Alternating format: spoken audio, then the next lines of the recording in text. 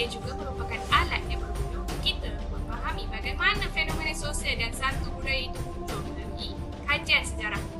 Istilah historicism berasal dari bahasa Jerman iaitu Historismus. Ia diperkenalkan pada akhir abad 18 di Jerman, manakala di benua Eropah pada tahun 1930. Ia juga pernah digunakan untuk merujuk konsep sejarah dan masyarakat yang diusahakan oleh sekolah sejarah Jerman.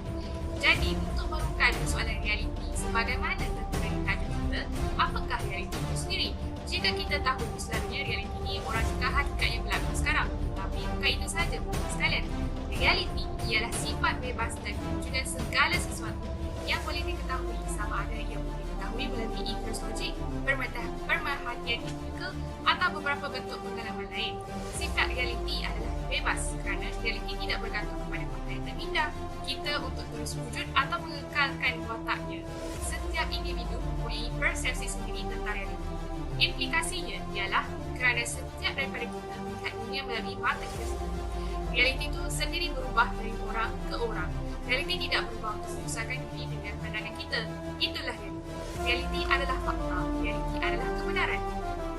Teruskan bersama kami untuk pengisian yang menarik dan informasi tentang bagaimana persoalan realiti dirungkai melalui sejarah dan ketamadunan.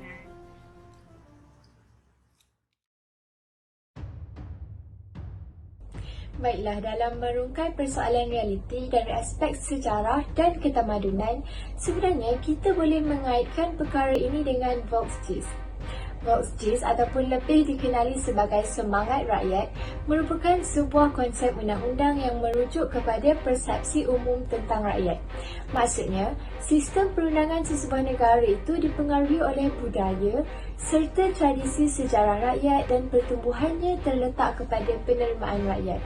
Apabila dikaitkan dengan hakikat realiti dari sudut idealisme yang berpandangan bahawa hakikat kenyataan itu berasal daripada roh, ia menganggap bahawa nilai roh manusia adalah lebih tinggi berbanding material ataupun jasad.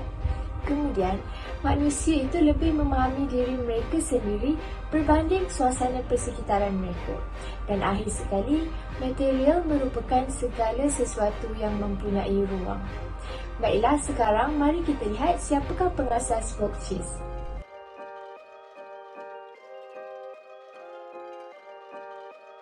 Friedrich Karl von Savigny merupakan seorang ahli fikah yang paling dihormati dan berpengaruh Jerman pada abad ke-19 dan dikenali sebagai perintis sekolah sejarah undang-undang melalui konsep beliau iaitu Volksgeist.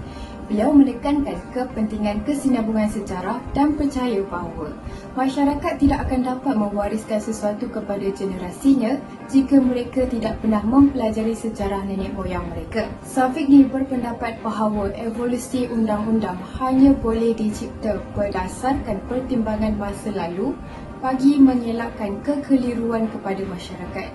Maka, menurut beliau, asal-usul undang-undang terletak pada Volksgeist. Undang-undang bukanlah sesuatu yang boleh dirangka melalui perundangan formal yang rasional, tetapi lebih tertumpu kepada semangat rakyat yang berpandukan ciri dan juga adat resam.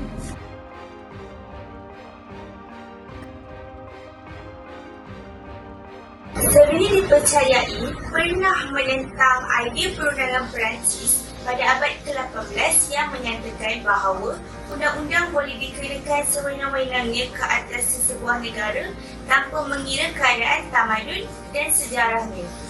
Oleh hal yang demikian, beliau telah mewujudkan beberapa teori perundangan yang berpandukan semangat Volksgeist atau lebih dikenali sebagai semangat rakyat. Jadi, menurut beliau, undang-undang berlaku pada asasnya dalam masyarakat iaitu hasil daripada kehidupan dan budaya rakyat terdahulu bagi menggubal undang-undang dengan tepat. Selain daripada itu juga, beliau menyatakan bahawa undang-undang ini berkembang seperti bahasa yang dipercayai bergerak seiring dengan perkembangan masyarakat.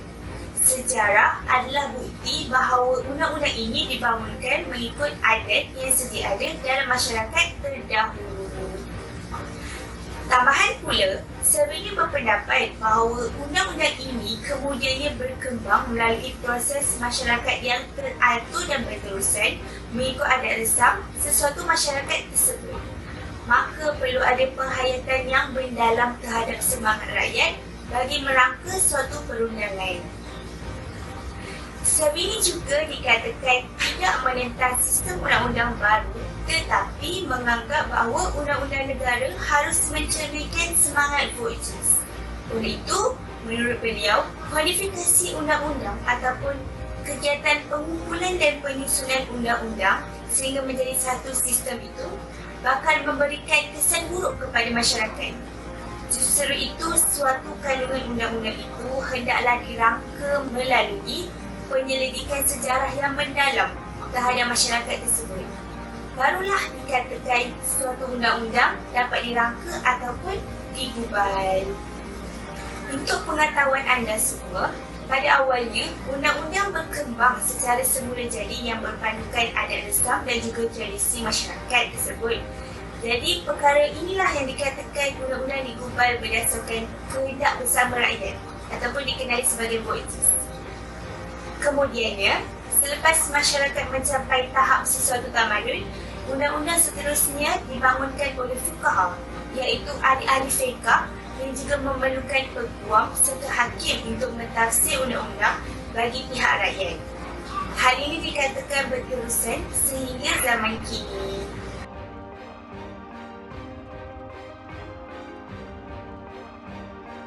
Terdapat kritikan-kritikan yang diterima oleh Friedrich Karl von Savigny daripada ahli-ahli fuqaha yang lain mengenai Vogts. Antaranya ialah, yang pertama, Vogts bukan undang-undang secara amnya. Yang kedua, teori yang tidak konsisten. Yang ketiga, undang-undang lain yang mempengaruhi faktor diabaikan. Yang keempat, idea Vogts itu sendiri adalah tidak jelas. Dan yang terakhir adalah kaedah yang berbeza untuk memajukan undang-undang yang berbeza.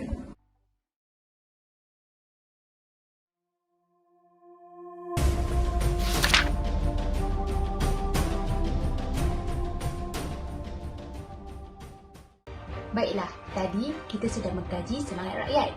Mari kita rungkaikan tentang Geist pula, yang mana telah menelusuri dari segi semangat fikiran manusia. Geist merupakan kata nama Jerman dengan tahap kepentingan dalam falsafah Jerman. Beberapa penterjemah Inggeris menggunakan semangat ataupun fikiran untuk membantu menyampaikan makna istilah. Bidang semantiknya sesuai dengan hantu, semangat, minda dan akal Inggeris. Selain itu, Geist juga merupakan konsep utama dalam Georg Wilhelm Friedrich Hegel 1807 fenomenologi semangat. Kemudian, sebatian yang terkenal semuanya berkaitan dengan pandangan Hegel mengenai sejarah dunia pada akhir abad ke-18, termasuk Zeitgeist, semangat dunia, Volksgeist, semangat kebangsaan dan Zeitgeist, semangat zaman.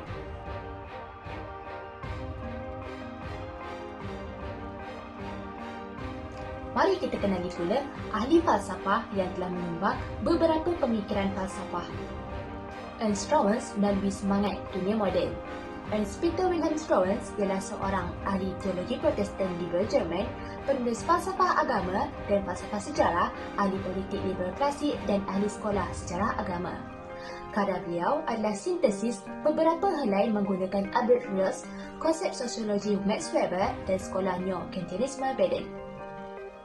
Selain itu, beliau juga merupakan seorang ahli falsafah budaya yang prihatin tentang semangat dunia moden dan memilih untuk mengkaji beberapa isu serius yang beliau percaya, terutamanya bermasalah bagi dunia moden.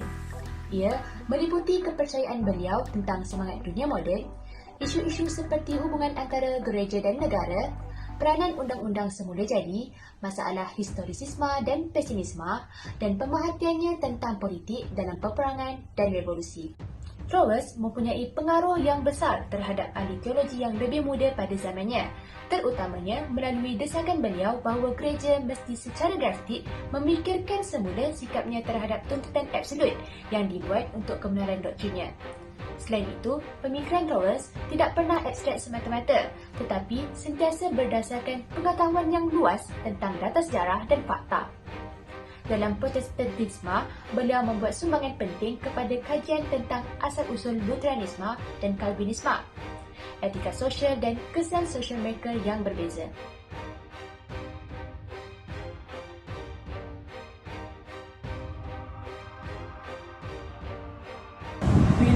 kita adalah seorang ahli falsafah Jerman yang amat mengagumi Hegel, tetapi beliau menolak cara spekulatif dan metafizik yang Hegel kembangkan.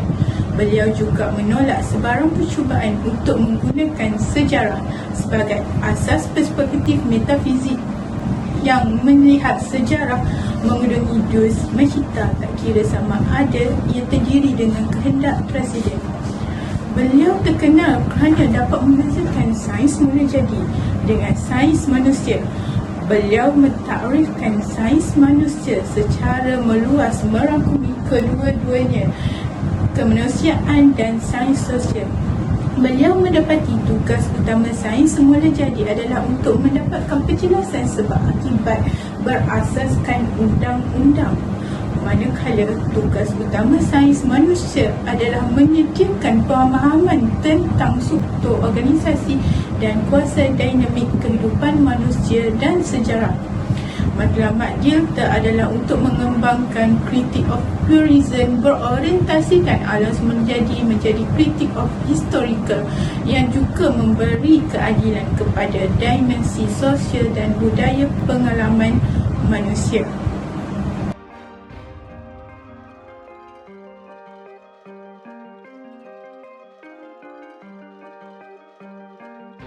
Seterusnya, George Simmel, seorang ahli sosiologi Jerman awal dan ahli teori struktur yang memberi tumpuan kepada kehidupan bandar dan bentuk metropolis.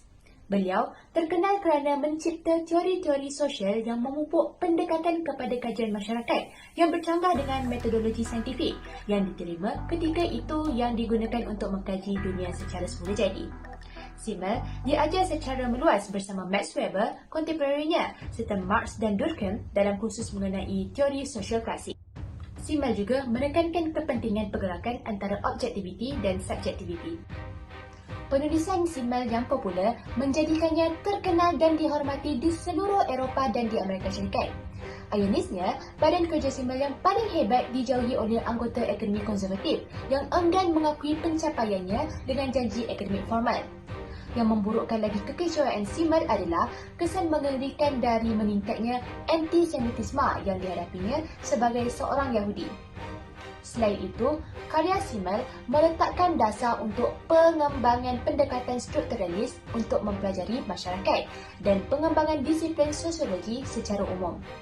Karya-karyanya terbukti sangat memberi inspirasi kepada mereka yang mempelopori bidang sosiologi bandar di Amerika Syarikat, termasuk Chicago Bar of Sociologist Robert Park.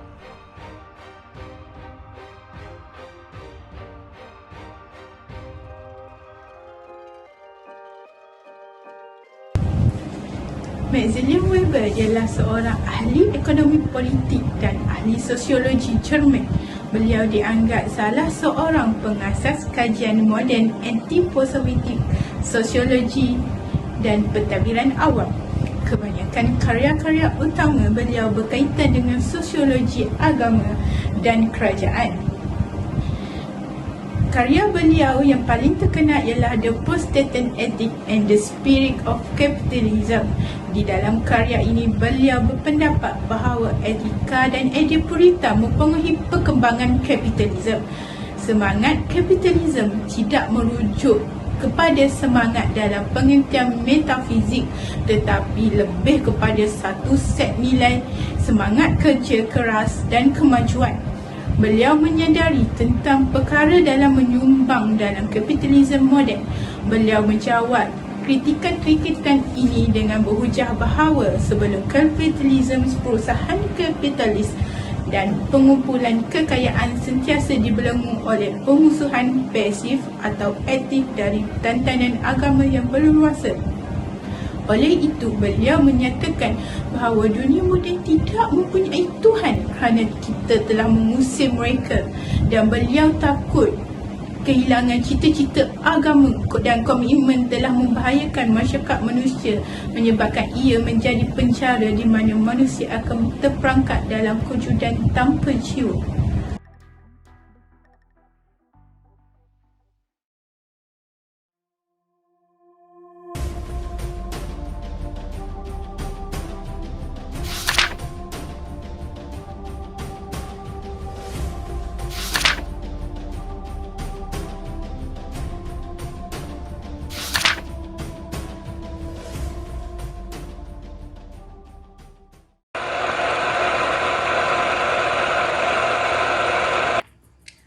Assalamualaikum, saya Nabila, pembaca berita anda. Pada hari ini, kita dapat lihat GWF Hegel menggerakkan satu konsep trial Hegel yang merupakan satu dialektikal atau pertentangan. Ia merupakan langkah Hegel dalam memahami realiti hidup menuju kepada kesempurnaan.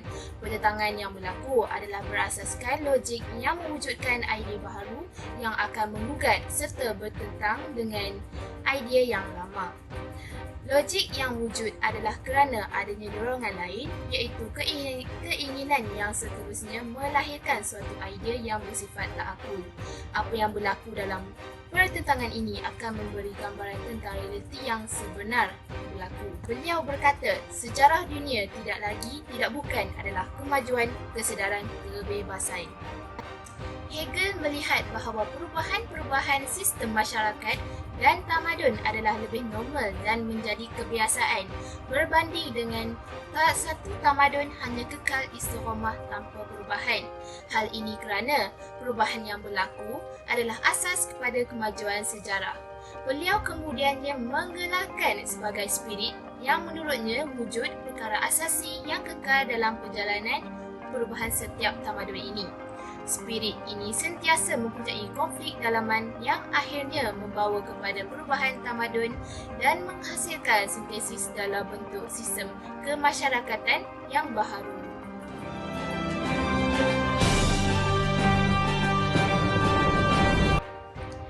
Assalamualaikum dan salam sejahtera. Saya Putri Amira melaporkan untuk Berita TV7.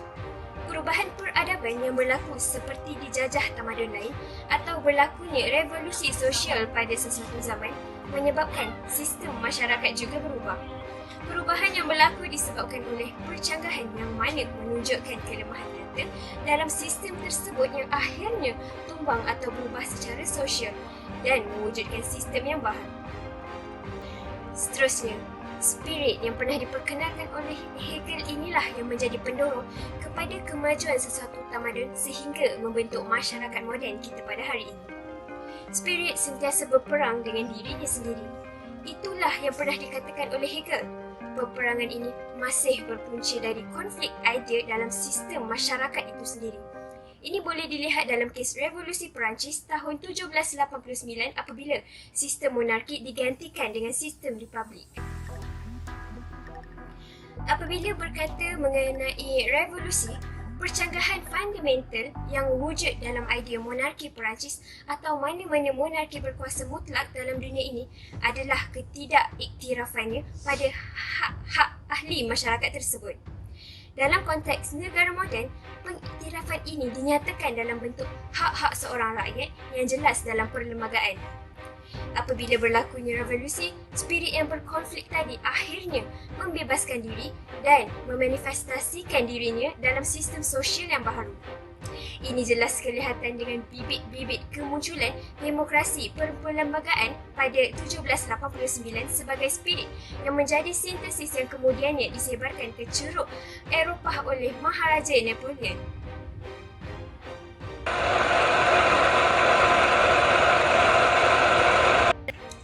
Marx yang merupakan penggerak Marxisme telah mewujudkan satu aliran pemikiran yang penting dalam gerakan sosialis.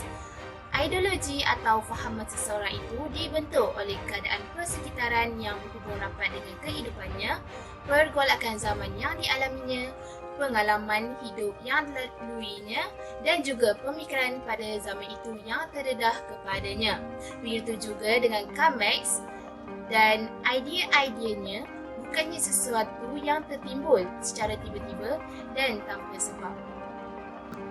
Pemikirannya dibentuk oleh faktor-faktor seperti persekitaran, peredaran zaman, pengalaman hidup dan pemikiran pada masa itu yang memberi pengaruh kepadanya. Marx mengatakan bahawa sejarah adalah hasil dari cara manusia mengatur pengeluaran sosial kewujudannya. Dengan kata lain, ini adalah penjelasan materialistik mengenai pembentukan dan pengembangan manusia yang mana semestinya mempengaruhi proses kehidupan, sosial, politik dan bahkan kerohanian. teori Marx mengenai materialisme sejarah, beliau memusatkan perhatiannya pada pengeluaran material dan undang-undang ekonomi masyarakat, dan teorinya mengungkap buat pertama kalinya bagaimana masyarakat berkembang dengan meningkatkan pengeluaran materialnya. Hal ini menimbulkan pemahaman mengenai kekuatan besar yang dimiliki oleh masyarakat popular dan pekerja.